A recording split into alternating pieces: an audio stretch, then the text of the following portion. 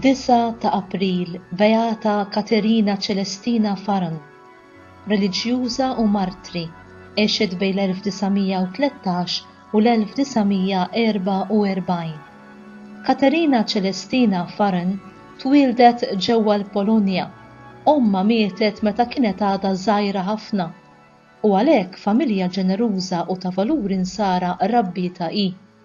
Minn meta kienet ta' età żgħira, Katerina uriet devozzjoni kbira lejn l-Imqazza Verġni Marija u bdiet tgħid li tixtieq tingħata kompletament lil Alla u tkun ta' servizz għalih biss.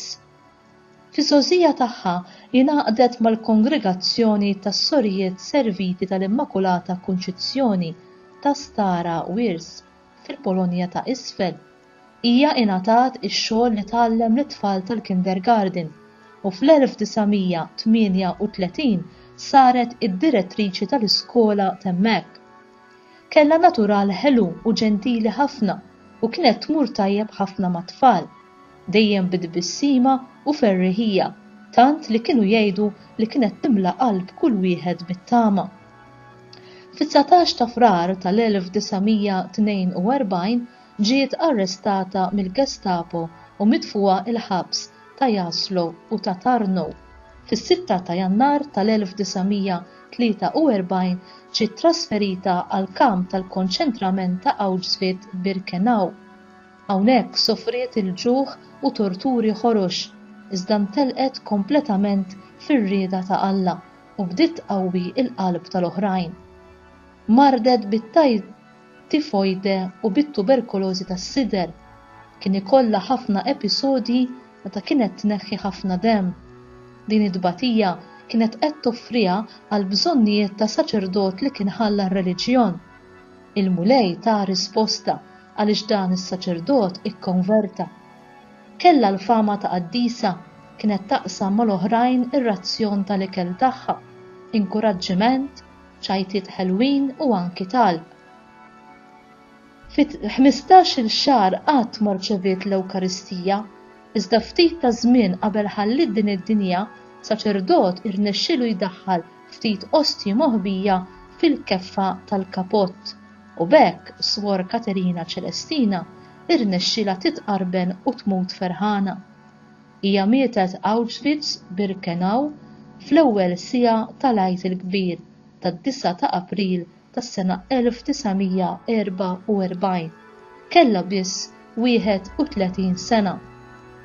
Ġiet ibbeatifikata mill-Qaddis Papa Ġwanni Pawlu II fit-13 ta' Ġunju tas-sena 1999 ġewwa Warsaw il-Polonja flimkien ma' martri oħra tal-Polonja. Katerina Celestina Farn kienet dejjem tirrepeti wieħed għandu dejjem jintelaq għar-rieda ta' Alla.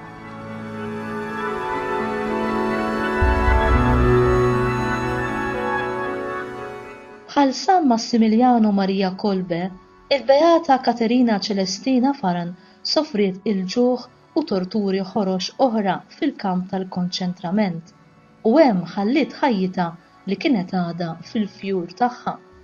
M'hemmx kliem quddiem tant kefrija, kif jista' bniedem ikun gawża ta' dbatija hekk kbira għal bniedem ieħor bħalu. Possibbli li l-bniedem jista' jsir bla kuxjenza, bla sentimenti, bla ħniena bħax-xitan. U llum għad għandna kefrija, tortura u abbużi ta' nies fuq nies oħra.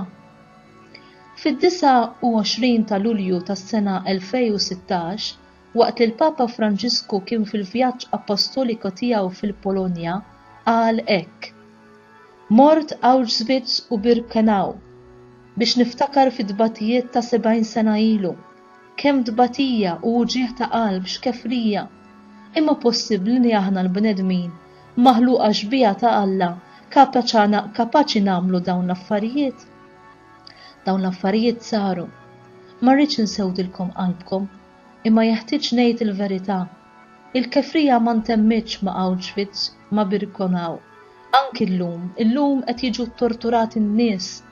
Tant ħabsin qed jisfaw it-torturati mill-ewwel biex iġelhom jitkellmu terribbli. Illum għandna rġiel u nisa fil-ħabsijiet mimlija saru ħommhom qed jgħixu skużani l-kelma bħal bejjem. Din hija l-kefrija ta' żmienna. Aħna ngħidu iva rajna x'kefrija 70 sena ilu kif kienu joqtluhom billi jisparawlhom jew jalquhom jew bil-gass. Imma llum f'tant postijiet fid-dinja fejn hemm il-gwerra l-istess qed jiġri. F'din ir-realtà ġie Ġesu biex jerfana fuq spallejh u qed jitlobna biex nitolbu għal tant persuni bħal Ġesu li għadna fid-dinja tal-lum dawk bil-ġuħ, bil-għaġġ, fid-dubju, morda, waħedhom dawk li qed iħossu l-pis ta' tant dubi u tant ħtijiet qed ibatu ħafna. Nitolbu għal tant tfal morda, innoċenti li sa minn xkunithom ilhom iġorru s-salib u nitolbu għal tant irġiel u nisa li llum qed jiġu torturati f'tant pajjiżi tad-dinja. Għal ħabsin, indefsin kollha kemm qishom annimali. Tad-dwejjaq dan li qed ngħidilkom, imma din hi r-realtà.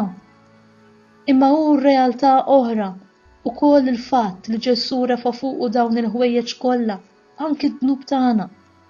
Il-koll aħna midinbin, il-koll mobbijin bil-pis ta' dnubietna.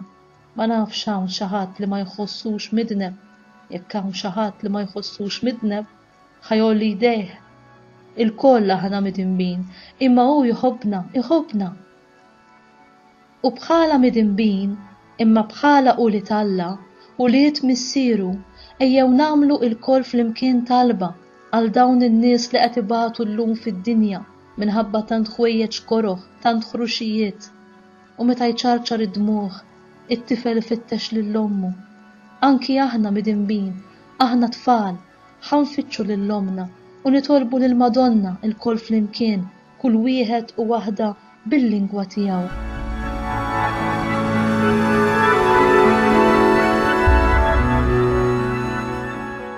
Talba, o mulej, kif int tajt lill-Beata Katerina Celestina Farren biex taqdik fil-kura u l-edukazzjoni tat-tfal iż-żgħar u mbagħad wara li tingħaqad miegħek vittma safja, hekk agħti lilna wkoll il-grazzja li nintrabtu bis-sħiħ mar-rieda tiegħek u nibqgħu fidili lejk sal-aħħar jiswinna x'jiswinna. Nitolbuk dan bi Kristu Sidna. Amen.